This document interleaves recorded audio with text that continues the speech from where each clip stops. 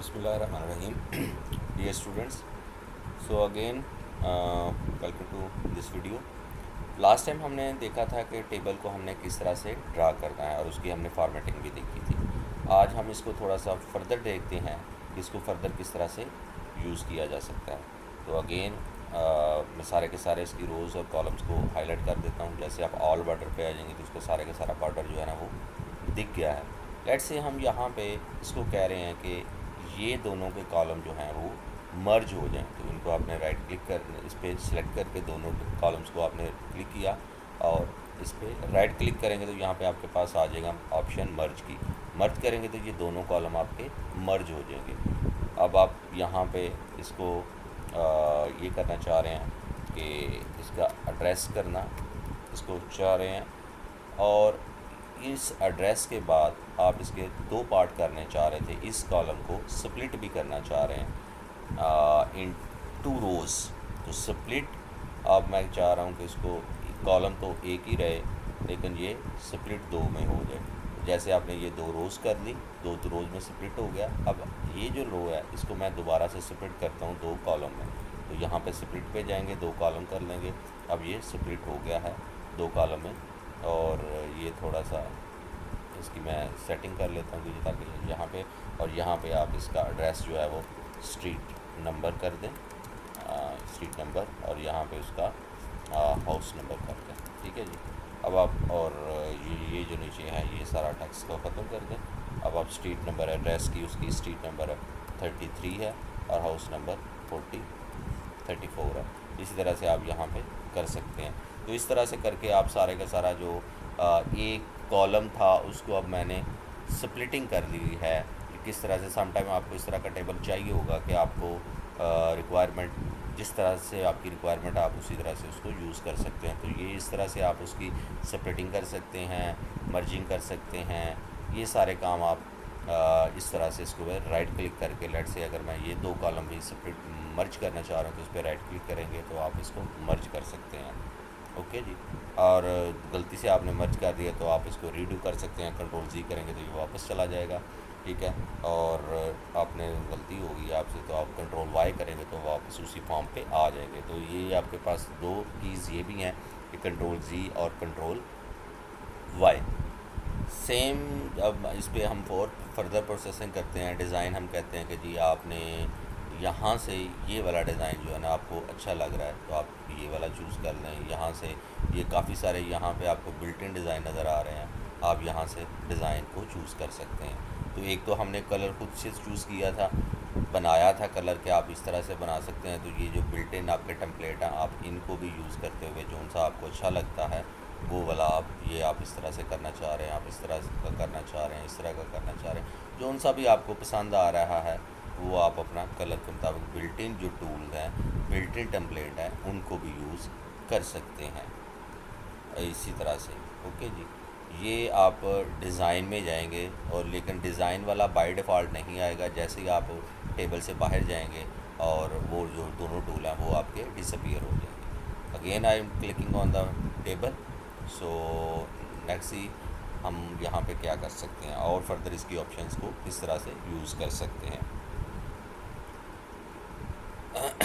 मैं इसके सारे के सारे जो एक तो उसकी लेके आता हूँ जी। अगेन यहाँ पे डिज़ाइन पे जाते हैं और ये टेबल बॉर्डर इसके सारे के सारा लेके आते हैं। ये सारे सारे उसके टेबल आ गए, बॉर्डर आ गए। मैं अगेन लेआउट पे जाता हूँ। अब ये वाला टेक्स्ट है, लेट से यहाँ पे आपने इस टेक्स्ट को यहाँ पे किया हुआ है और हम चाह रहे हैं कि ये टेक्स्ट जो है ना ये इस नीचे वाले या बिल्कुल ये जो पूरा का पूरा रो है इसके सेंटर में आए। ये बिल्कुल अभी बिल्कुल आपकी टॉप लाइन जो है उसके साथ जुड़ा हुआ है। इसको आप करने के लिए आपको यहाँ पे ऑप्शन मिलते हैं। यहाँ पे आप सेंटर करेंगे तो ये सेंटर में हो जाएगा। आप लेफ़्ट पे करेंगे तो ये लेफ़्ट में होगा, लेकिन ये लेफ़्ट पे ये जो पूरा का पूरा आपका एक सेल है इस सेल के सेंटर में होगा। ऊपर से भी आपका उतना स्पेस है, नीचे से भी स्पेस है। तो ये सारे काम आप यहाँ से कर सकते हैं कि राइट आपने नीचे वाली लाइन के बिल्कुल साथ जोड़ना है, टॉप पे जोड़ना है, सेंटर में कॉर्नर पे लेके आना है, लेफ़्ट कॉर्नर पे लेके जाना है, राइट कॉर्नर पे लेके जाना है। इसी तरह जो टॉप लेफ़्ट कॉर्नर पे लेके जाना है, सेंटर में लेके आना है, तो ये सारे के सारे ऑप्शन आपको यहाँ से मिलेंगे। और ये कहाँ से, ये लेआउट के अंदर ही होंगे।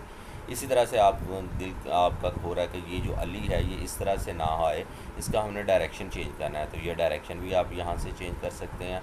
अब अगेन ये अली यहाँ पे आया तो आप इसको कहते हैं कि जी ये तो ये इधर होना चाहिए इसका डायरेक्शन, और आप समटाइम आपको उसकी सेटिंग करने के लिए ये थोड़ा सा आ जाएगा। अब ये देखो मोहम्मद भी है, तो इस पूरे को आप दोनों को सिलेक्ट कर लें और इन पूरे टेक्स्ट का डायरेक्शन सही कर दें। ठीक है जी। अब आप ये दोनों सही हो गए, ये यहाँ पे आ गए हैं। अब ये इसको भी आप थोड़ा सा इधर कर दें और इसको आप यहाँ से ड्रैग करके नीचे कर दें। तो इस तरह से आप इसका जो है ना, ये जब आप देखें आपके पास स्पेस कम था तो आपने इसको इस तरह से चेंज कर दिया है। इसको आप सेव कर लें। इसी तरह से इसकी जो सेटिंग है वो आप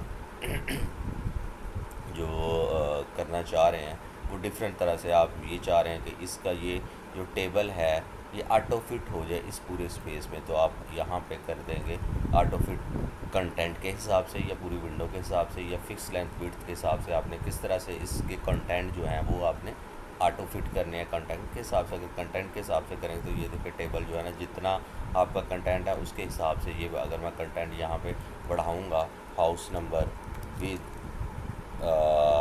एड्रेस, अब जैसे जैसे आप ये चलते चलते हैं ऑटोमेटिकली ये जो आपका है ये टेबल इंक्रीज़ करता जाएगा। ये कब वो आपका होगा, अगर आपने इसको ऑटो फिट जो है वो आपने भी सिलेक्ट किया हुआ था कि ये कंटेंट के हिसाब से। अगर आप फिक्स फिट पे रखते हैं तो फिर आपके यहाँ पे आप इसको बढ़ाएंगे विद एड्रेस ऑफ, तो ये अब देखिए ये नेक्स्ट लाइन पे आ रहा है। ठीक है जी। तो ये इस तरह से ये जो सारी चीज़ें हैं ये आपको करेगा। इसी तरह से एक और आपके पास बड़ी अच्छी ऑप्शन है कि लेट से आपने ये टेबल आपका है 2-4 पूरे नेक्स्ट लाइन ये नेक्स्ट रो पे भी आ गया, तो इसका मतलब है कि ये नेक्स्ट पेज पे आ गया। तो यहाँ पे आपने जो सारी चीज़ें हैं, यहाँ पे भी तो हेडर नहीं लगा हुआ, यहाँ पे आप चीज़ें लिखेंगे तो यहाँ पे हेडर नहीं लगा हुआ। तो हम इसको अगर ये सारा का सारा को इसको कह देते हैं रिपीट हेडर रो, तो रिपीट हेडर रो जो है ये अब आपकी देखें ये मैंने यहाँ पे हेडर नहीं लगाया, ये ऑटोमेटिकली है आपका हेडर, या इस जैसे ही आपका अगले पेज पे जाएगा ये वाला टेबल तो अगले पेज पे हेडर जो है ना वो ऑटोमेटिकली लग रहा है। तो ये सारे का सारा काम आपका रिपीट हेडर रो से आप कर सकते हैं। इसी तरह से अगर आप कहते हैं कि ये जी हमारा इसकी सॉर्टिंग भी हमने करनी है, तो ये 3 है और इसके बाद आपका ने फिर 2 लगा दिया है और ये 3 लगा दिया। अब आप ये चाह रहे हैं कि ये जो 4-5 ये 2 फिर आ रहा है तो इसको सारे को सॉर्टेड ऑर्डर में होने चाहिए। तो सॉर्ट A to Z का मतलब है सबसे छोटा वैल्यू पाल बाद कम और उसके बाद अगली वैल्यू बड़ी। तो अगर हम इसको करेंगे तो वो पूछता है कि आपने कॉलम 1 के हिसाब से असेंडिंग या डिसेंडिंग करनी है। हम कहते हैं जी कॉलम 1 है और उसके बाद अगर 2, 3 ये जितने भी कॉलम, तो अभी हम एक ही कॉलम के थ्रू से करते हैं तो 1, 2 करते हैं। तो ये देखें ये सारे के सारे उसने चेंज कर दिए हैं। अब आपके 1 आ रहा है पहले, फिर 2, 2 वाली आ रही हैं वैल्यू, फिर 3, 3 वाली आ रही हैं एंड सो ऑन। ऑटोमेटिकली ये सारी चीज़ें होंगी। तो इस तरह से आप इस सॉर्टिंग ऑर्डर को भी चेंज कर सकते हैं। सॉर्टिंग और डिसेंडिंग कर सकते हैं, असेंडिंग कर सकते हैं और ये सारी चीज़ें। और स्प्लिटिंग और सेल को स्प्लिटिंग करना ये मैंने राइट लेफ़्ट से भी कर दिया। आप यहाँ से भी कर सकते हैं कि मैं कहता हूँ कि इस पूरे टेबल को 2 ही पार्ट में डिवाइड कर दें, या मैं पूरी एक रो को स्प्लिट करना चाह रहा हूँ। ये सारे काम आप कर सकते हैं इस तरह से। So it's all about the table की फॉर्मेटिंग कैसे करनी है, ये किस तरह से हम कर सकते हैं। तो इंशाल्लाह नेक्स्ट लेक्चर में हम दोबारा मिलते हैं। तो आप इस चैनल को सब्सक्राइब करें ताकि आपको अच्छी से अच्छी वीडियोस मिलती रहें। दिल देना, अल्लाह हाफ़िज़, अस्सलाम वालेकुम।